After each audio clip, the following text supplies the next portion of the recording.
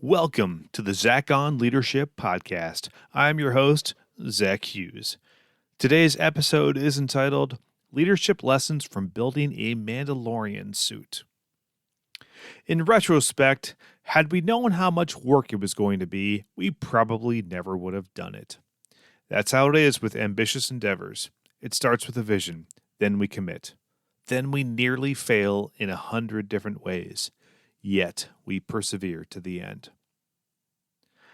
This year, my 17-year-old son Caleb and I made a Mandalorian suit for Halloween. I wore it to work and he wore it that evening.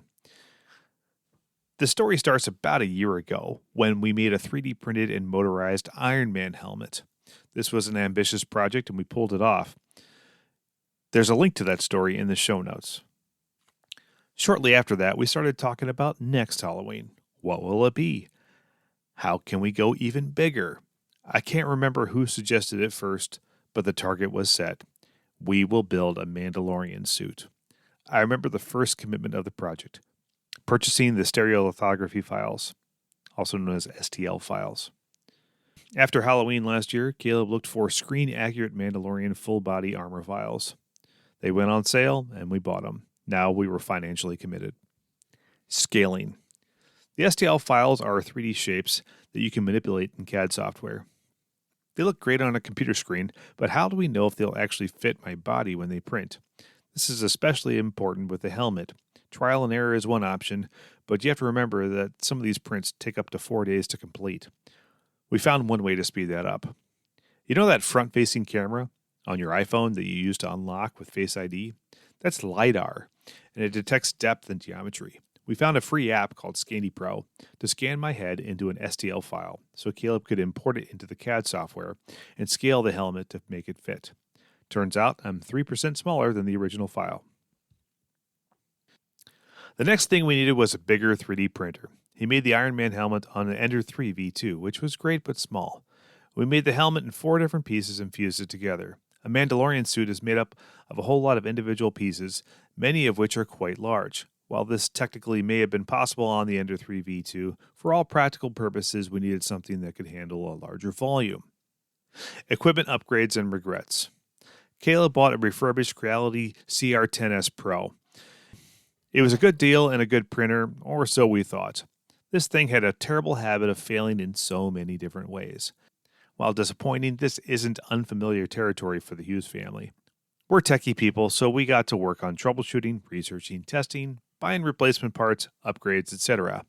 One problem would get solved and another one would pop up. It was the lemon of 3D printers. Unfortunately, it never failed so completely that we gave up hope. We kept working on it, chasing the fallacy that this one more thing would be the final fix. We lost a lot of time on this. Less than 2 weeks before Halloween, we bit the bullet and bought a better printer. We got the Elegoo Neptune 3 Plus. This thing prints like a dream. Man, how I wish we had bought it 6 months ago. Crunch time. Now the clock was ticking, and we had some serious work to get done. We had the new big printer spitting out the big parts. We had the old Ender printing smaller pieces, and we even borrowed a friend's Ender 3 Pro to supplement the workload. Yes, we had 3 3D printers lined up in my basement, spinning spools of filament 24/7 for a while there. The soft parts. 3D printers are great for making hard stuff, but the Mandalorian suit contains plenty of soft pieces too. Caleb and I were a little wiser with the buy-build decisions here. We made certain pieces from scratch, like the cape, cummerbund, leg band, and gloves, but bought the flight suit, belt, and bandolier. The artistry. You might think that pieces come off a 3D printer ready to go, but they don't. You just get a piece of rough gray plastic. From there, we get to work on the details, like sanding, priming, bondo, sanding, priming, painting, masking, and painting. Did I mention priming? FYI, Menards in Brooklyn Park is sold out of primer. I bought it all. Caleb really shined with the finish work.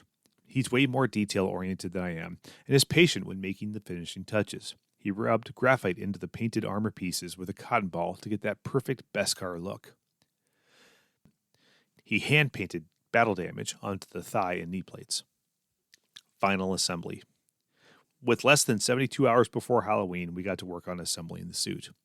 It's about 25 individual pieces. We experimented with different techniques such as Velcro, hot glue, super glue, and E6000.